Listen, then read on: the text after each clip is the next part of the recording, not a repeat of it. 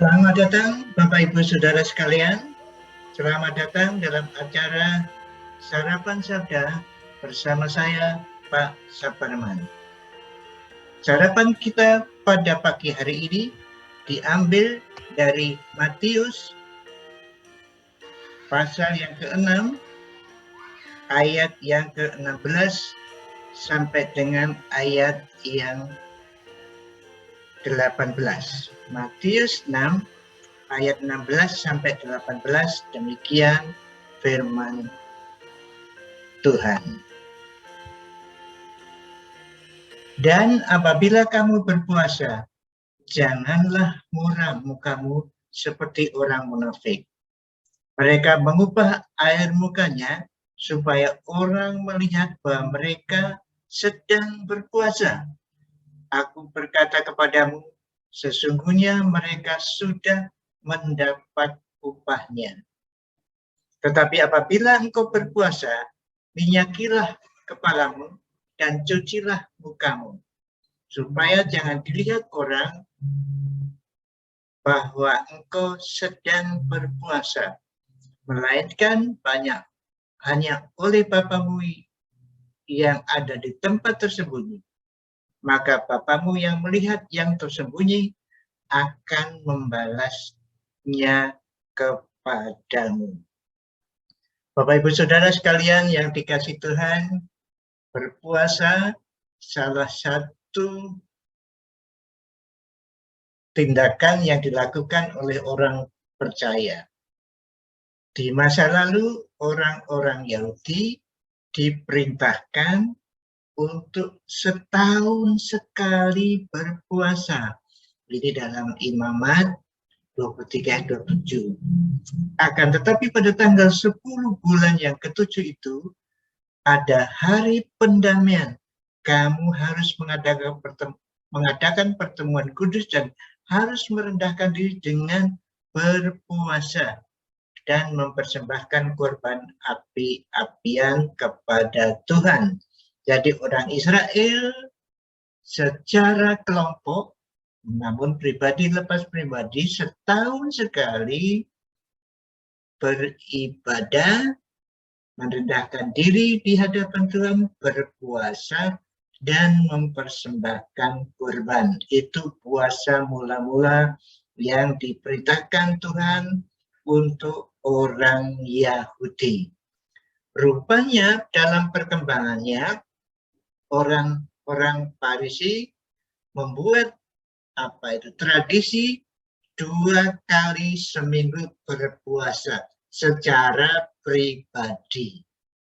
Nah, mereka disebut Tuhan Yesus orang munafik yang memperlihatkan bahwa dirinya puasa dengan cara tadi yang kita baca tadi, ayat tadi melihat mukanya muram seperti itu.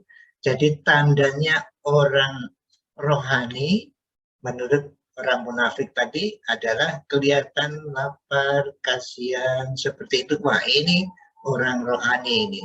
Tapi sekali lagi dituduh oleh Tuhan Yesus itu munafik. Sebenarnya bukan puasa, tapi menunjukkan puasa. Oleh sebab itu, mereka sudah dapat upahnya, karena ingin dilihat, sudah dilihat orang. Selesai. Tetapi puasa yang sesungguhnya adalah menurut ayat ini, itu merendahkan diri dan mempersembahkan kurban kalau orang Yahudi.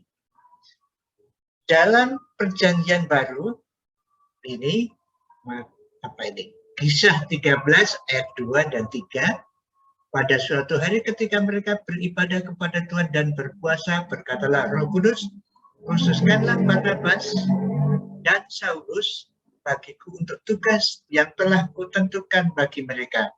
Maka berpuasa dan berdoalah mereka, dan setelah meletakkan tangan ke atas kedua orang itu, mereka membiarkan keduanya pergi. Nah, dalam perjanjian baru rupanya ada satu ibadah yang namanya ibadah puasa, ya, beribadah dan berpuasa. Itu dilakukan secara kelompok dalam suatu ibadah. Dan juga ada lain lagi, ini rupanya khusus ayat 3, itu berpuasa ketika akan mengirim utusan Injil. Ini utusan misioneri ya. Nanti juga ada pada waktu mentahbiskan penatua. Jadi rupanya kalau gereja mempunyai acara khusus penting, mendesak, keperluan khusus seperti mengutus utusan Injil, mengutus, menetapkan pendeta, itu ada ibadah puasa, ibadah dan berpuasa, yang berbuat dan berpuasa. Ini yang tertulis dalam Kisah Para Rasul. Nah, sekarang bagaimana? Nah, kita senang sekali juga ada gereja yang mengadakan ibadah puasa. Ada yang hari-hari tertentu pada waktu Paskah misalnya ada puasa. Silahkan, tidak masalah bagi itu. Tetapi yang dijelaskan oleh Tuhan Yesus rupanya ibadah puasa secara pribadi. Jikalau Bapak, Ibu, Saudara sekalian ingin berpuasa secara pribadi, tidak dilarang. Tidak ada perintah untuk puasa, tapi tidak ada larangan untuk puasa. Pada waktu Bapak Ibu mempunyai masalah khusus, berdoa kepada Tuhan, disertai dengan puasa, silakan. Namun demikian kata Tuhan Yesus, jangan saudara tunjukkan bahwa saudara puasa, kelihatan lapar, memelas, gitu. Bukan seperti itu, tapi berdandan seperti biasa, beraktivitas seperti biasa, tetapi hati saudara dengan puasa itu memfokuskan, menyelesaikan permohonan kepada Allah, menyelesaikan masalah Anda yang sedang saudara gumuli. Nah, bagaimana kalau dalam pertemuan misalnya dengan teman-teman kemudian saudara diajak makan bersama gitu? Oh, tidak apa-apa kalau saudara bilang berpuasa.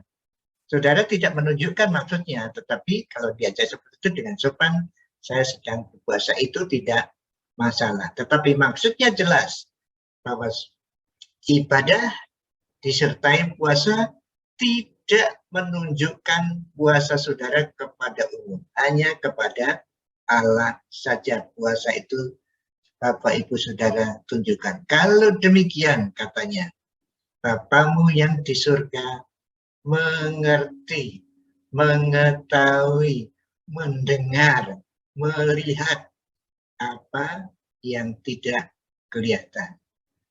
Dan harapan saya, moga-moga doa saudara itu didengar Tuhan. Tapi ada janji Tuhan ini ya, dilihat.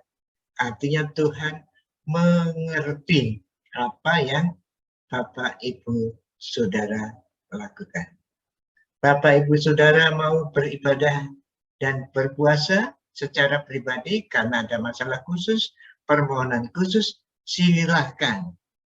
Tetapi lagi-lagi, jangan menunjukkan secara fisik terlihat orang saudara berpuasa. Hanya Tuhan saja yang mengerti saudara sedang bergumul sehingga saudara berpuasa. Selamat menunaikan tugas ibadah berpuasa. Jika saudara ingin melakukan, silakan. Tuhan memberkati. Mari kita berdoa. Tuhan Yesus, kami bersyukur Engkau telah mengajarkan kami mengenai puasa. Oh Tuhan, biarlah Tuhan menilik hati kami.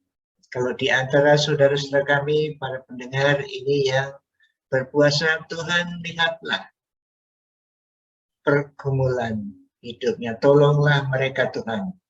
Segeralah Tuhan menjawab masalah yang dihadapinya. Sehingga melalui 2 puasa itu, mereka punya pengalaman khusus bersama Engkau dan namamu dimuliakan. Terima kasih Tuhan. Terima kasih. Dalam nama Tuhan Yesus. Amin. Selamat beraktivitas. Tuhan memberkati.